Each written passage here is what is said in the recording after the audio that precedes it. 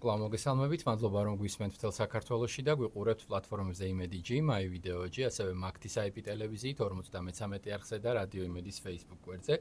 მიმდინარე პოლიტიკურ მოვლენებს მოვიხილავთ გადაცემის ამ ნაწილში და შემოგვიერთდა საპარლამენტო უმრავლესობის ლიდერის კაბინეტის უფროსი ვახტანგ ჩოჩია. მოგესალმებით ბატონო ვახტანგ, მადლობა გადაცემაში სტუმრობისთვის. მოგესალმებით, მადლობა მოწვევისთვის. საუბარი დავიწყოთ ევროპის პარლამენტის კიდევ ერთი მორიგი რეზოლუციით, რომელიც მათ გუშინ მიიღეს. მათ მოითხოვეს, რომ მიხეილ სააკაშვილის კანონიერი პატიმრობიდან გათავისუფლება მოხდეს, რომელიც ადამიანის უფლებათა ევროპულმა სასამართლომ პატიმართა სისტემურ და სისტემატიურ წამებაში ამხილა. პრემიერმა უკვე მიცა შეფასება ევროპარლამენტის რეზოლუციას. მან თქვა, რომ ძალიან სამარცხვინოა ქართველი ხალხის შანტაჟი, იმის გამო, რომ ხელისუფლებაში არ დაბრუნდა კოლექტიური ნაცმოძრაობა. თქვენს გააკეთეთ შეფასება, ეს არის მორიგი სამარცხვინო რეზოლუცია ორმაგი სტანდარტებით და უსამართლობა ქვეყნის მიმართ. რას ემსახურება მორიგი რეზოლუცია? არის თუ არა ამგვარი გადაწყვეტილებები ქვეყანაში დესტაბილიზაციის მცდელობა, მით უფრო რომ უკვე გამოქვეყნდა იმ პოლიტიკური ჯგუფებისა თუ ორგანიზაციებისია, რომელთანაც ევროკომისია თანამშრომლობს და სოლიდურ თანხებსაც ურიცხავს.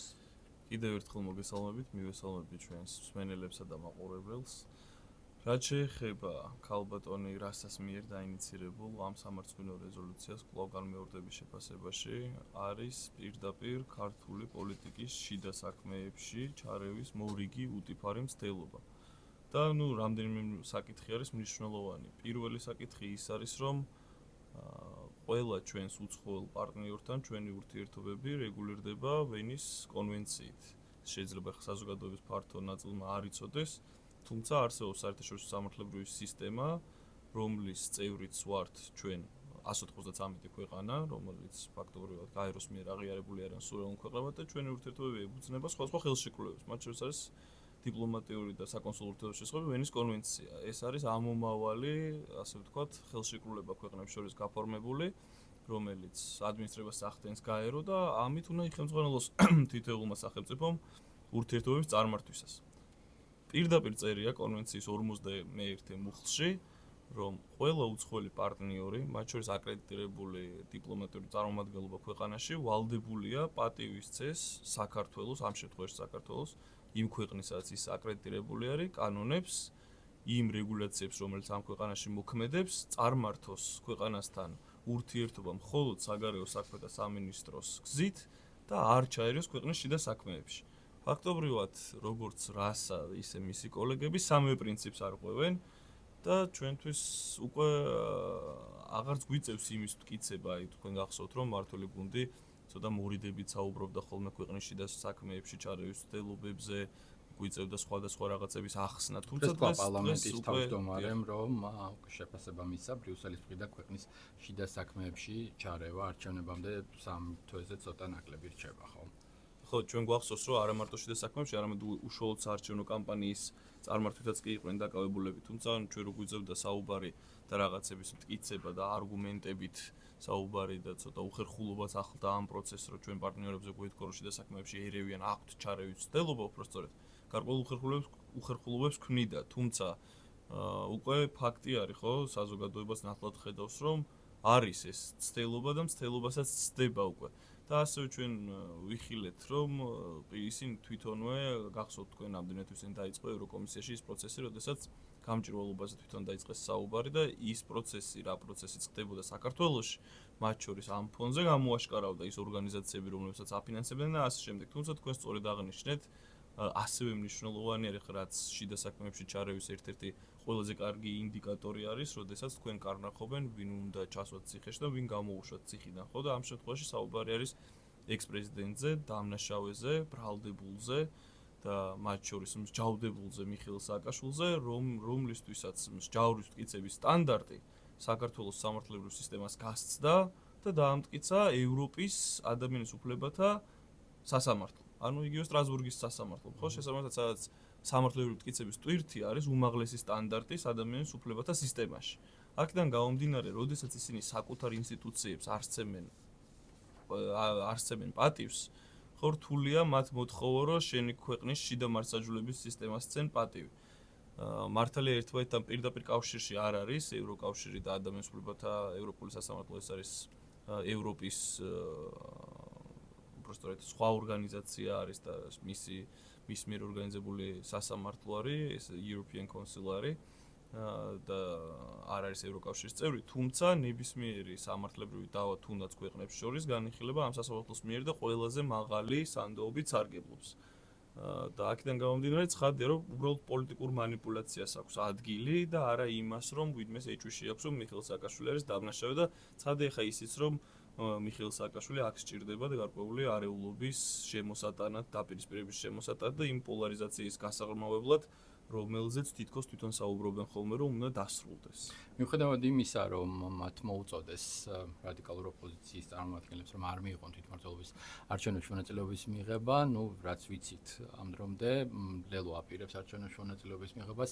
ასევე მნიშვნელოვანია საზოგადოებამ იცოდეს, როგორი პროცესები განვითარდება, იმიტომ რომ რეალურად 3 თვეზე ნაკლები რჩება, როგორც ჩანს ტემპერატურა აიწევს, იმიტომ რომ კლავაც ვხედავთ პროცესების, ასე ვთქვათ, ესკალაციის მცდელობას. როგორ ფიქრობთ, რა ვთქვათ, წინასაარჩევნო სურათი შეიძლება შედგეს, მით უფრო რომ აი პრემიერი კიდევ ერთხელ ცალსახად ამბობს, რომ 64-ვე მუნიციპალიტეტში საკრებულოს არჩევნებს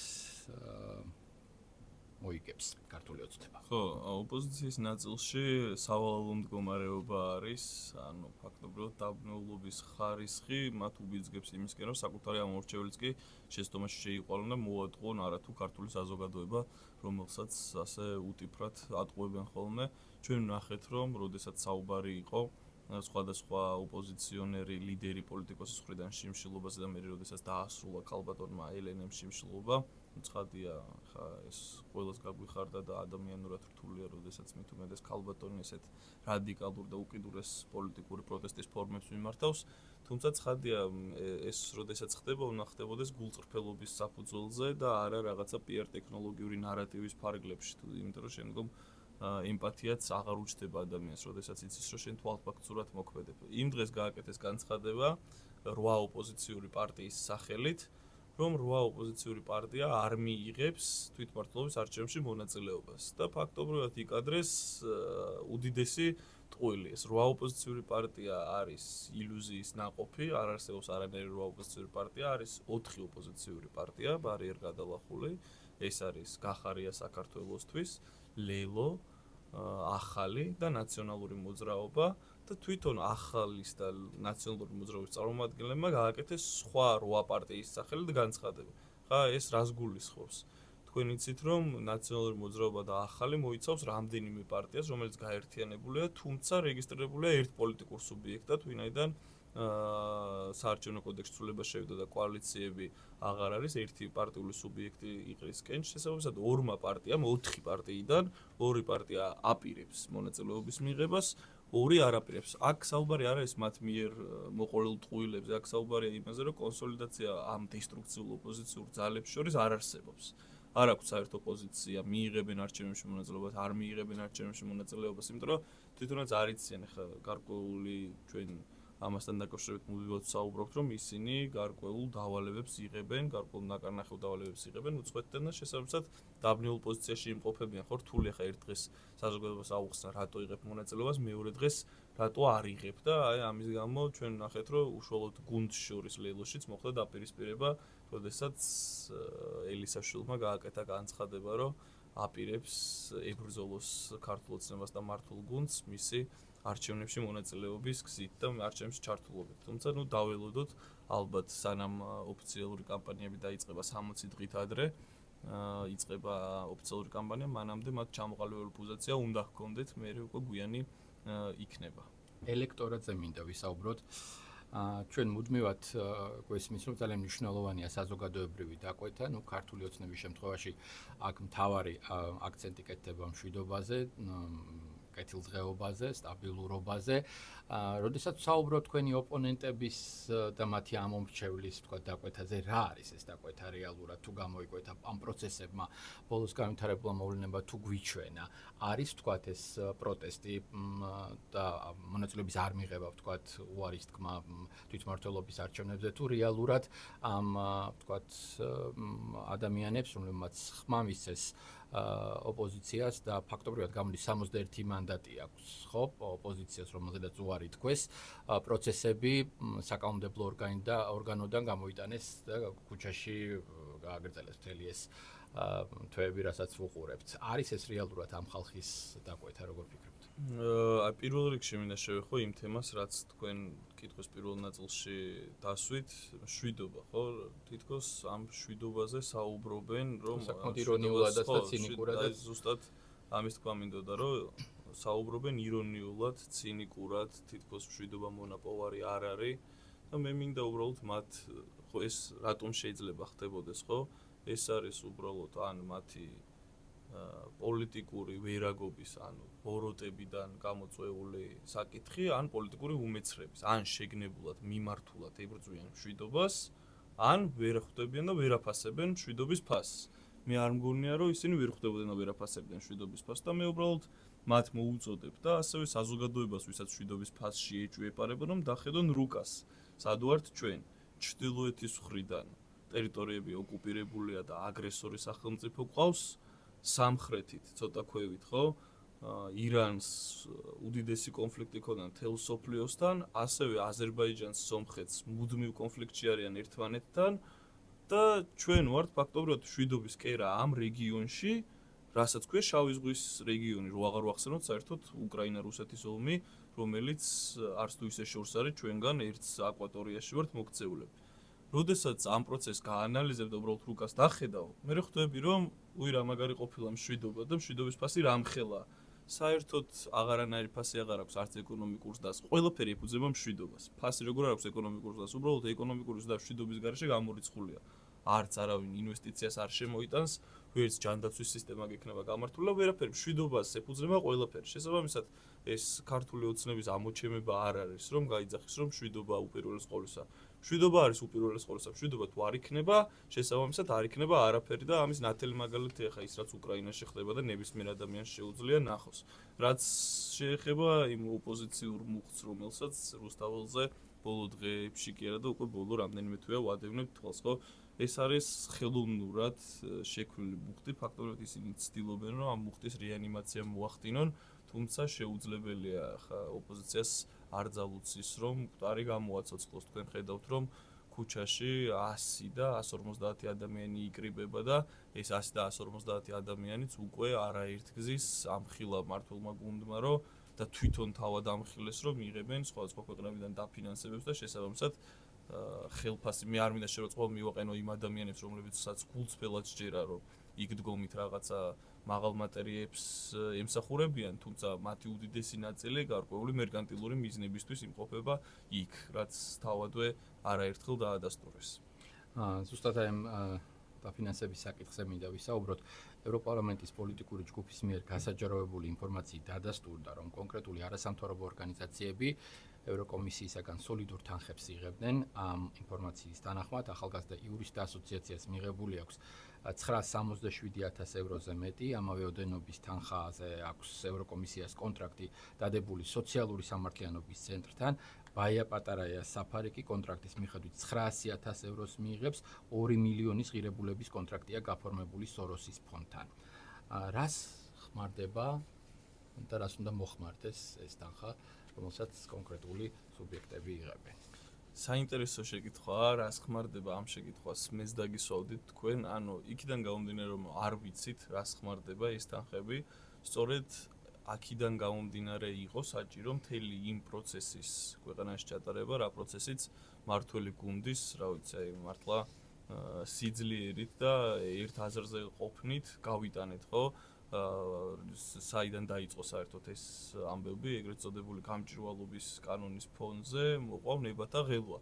და რატომ მოყვა ნებათა ღელვა? იქიდან გამომდინარე მოყვა ნებათა ღელვა, რომ ის თანხები, რა თანხებსაც ისინი იღებენ, რითიც არსებობენ და რითიც ებრძვიან, ხო, ამ ქვეყანაში ყველაფერ არსებულ ღირებულს ამ თანხების გამჭვირვალობას თხოვდით. თქვენ რომ მკითხოთ ხა მაგ ორგანიზაციებს რა შეიხმარება, მიიღებთ შაბლონურ პასუხს, დეკლარირებული რა პასუხიც არის, რომ ადამიანის უფლებათა მდგომარეობის გასაუმჯობესებლად ქვეყანაში.